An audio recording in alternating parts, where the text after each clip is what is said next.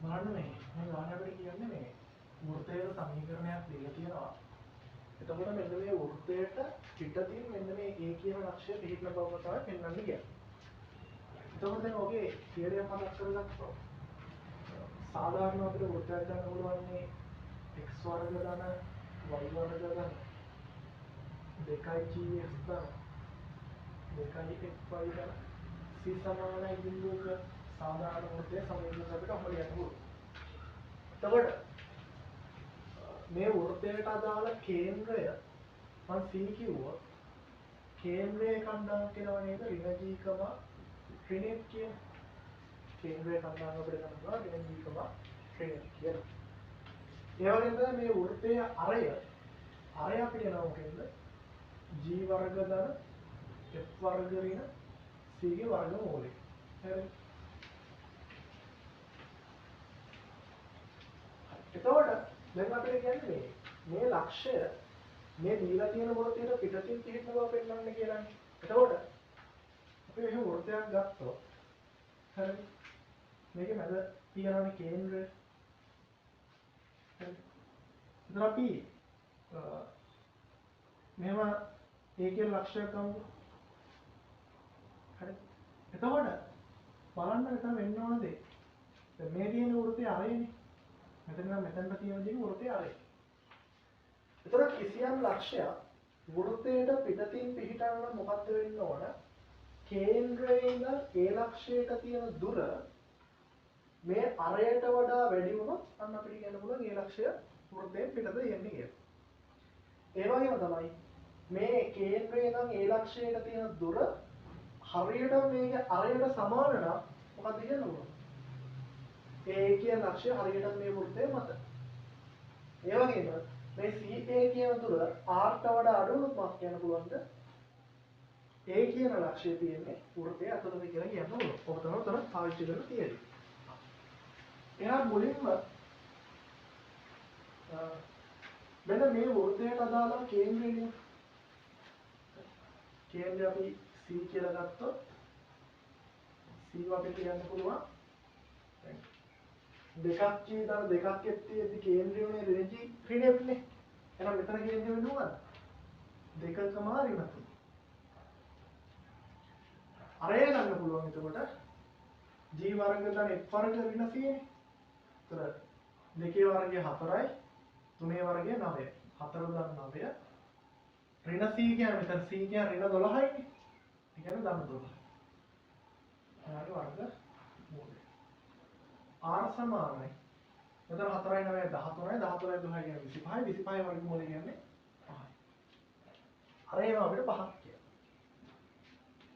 ඊළඟට මේ A සහ C ලක්ෂ්‍ය අතර දුර දැන් අපි ලක්ෂ්‍ය දෙක අන්දාංග ගන්නවා. මෙව B කියලා ලක්ෂ්‍යයක් ගමු. x1, y1 නම් මෙතන කණ්ඩාංග x2, y2 නම් මේ ලක්ෂ්‍ය දෙක අතර දුර AB කියන එක අපිට ගන්න පුළුවන් මේ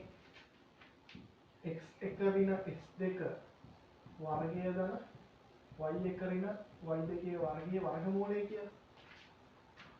එහෙනම් මට A සහ මේ C කියන්නේ මේ වෘත්තයේ කේන්ද්‍රයනේ. එතකොට මෙන්න මේ තියරියට අනුව AC දුර හොයාගත්තා නම් හරියන්නේ. එතකොට AC දුර අපිට ගන්න පුළුවන් නේද? ඍණ 7 ඍණ 2 යාගේ වර්ගය 9 ධන 3 වර්ගය. යාගේ වර්ගමූලය. ඒතර AC සමාන වෙනවා මෙතනින් එනවා 9ක් 9 වර්ගය 81යි මෙතන එනවා 12ක් 12 වර්ගය 144යි යාගේ වර්ගමූලය. ඒතර AC සමානයි මෙතනින් එනවා 5යි 5යි ඒතර යාගේ වර්ගමූලය. එහෙනම් මෙතනින් එනවා AC කියන්නේ 225 කියන්නේ 225 වර්ගමූලය කියන්නේ 5යි. දැන් මේකෙන් අපිට පැහැදිලි වෙනවා R කියන කෙනාට වඩා AC කියන දිග වැඩි. R ට වඩා AC කියන දිග වැඩි. ඒතර අපි දන්නවා අරයට වඩා මේ ලක්ෂ්‍ය දෙක අතර දුර වැඩි කියන්නේ මොකක් කරනවද? අනිවාර්යෙන් A කියන ලක්ෂ්‍යය තියෙන වෘත්තයේ පිටත. එහෙනම් අපිට කියන්න පුළුවන්. එම නිසා A ලක්ෂ්‍යය S සමානයි බිඳුව වෘත්තයට පිටතින් පිහිටයි. හරිද? ඒ විදිහට අපිට ඒක කොටස හදාගන්න පුළුවන්. ඊට පස්සේ ගන්න කියනවා S සමානයි බිඳුව වෘත්තය මත වූ A ලක්ෂයට ආසන්නතම ලක්ෂය කණ්ඩායම සොයන්න. දැන් ඒතර A ලක්ෂය තියෙන වෘත්තයෙන් පිටතනේ. අපි රූපසරණක් කරනකොට මේ තියෙන්නේ S සමානයි බිඳුව වෘත්තය නම් මැද තියෙනවා කේන්ද්‍රය. A ලක්ෂය මෙන්න මේ වගේ තැනක තියෙනවා. 7.9. එතන කණ්ඩායමකේ වෙන්නේ 2.3. එතකොට දැන් මේ S සමානයි බිඳුව වෘත්තය මත තියෙන්නත් ඕන. A ලක්ෂයට ආසන්නම ලක්ෂය වෙන්නත් ඕන. එතකොට මොකක්ද?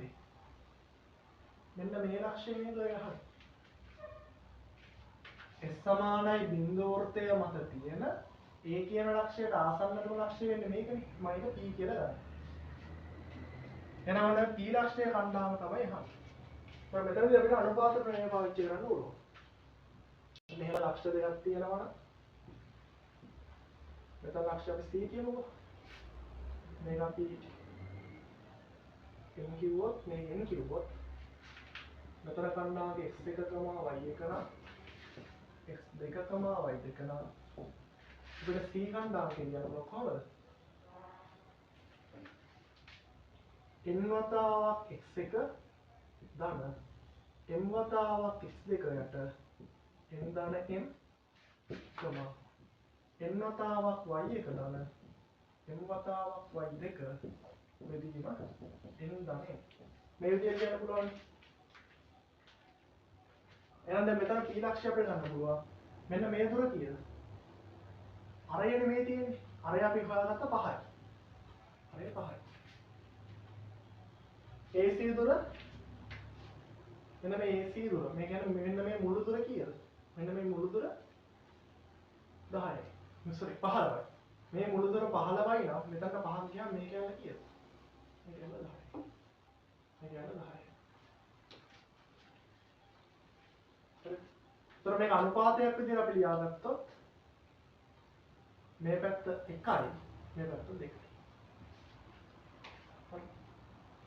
එහෙනම් අපිට P ලක්ෂය ලියන්න පුළුවන්. එම නිසා P සර්ව සමයි එක වතාවක් ඍණ 7 දෙක වතාවක් 2 1යි 2යි කීයද? 3යි. ගම එක වතාවක් 9 දෙක වතාවක් ඍණ 3. එහෙනම් P සර්ව සමයි මෙතනින් යනවා 4යි 4 ඍණ 7ක් ගියාම 3 ඍණ 3යි ඍණ 3 3 වුණාම ඍණ 1යි. ගම මෙතන දෙවරක් ඍණ 3 ඍණ 6යි එකක් වෙනවා නේ. එහෙනම් මෙතන P ලක්ෂය කඩලා කරගන්න පුළුවන් ඍණ 1 කියලා. ඒ විදිහට අපිට ගන්න සම්පූර්ණයෙන් හදන්න පුළුවන්.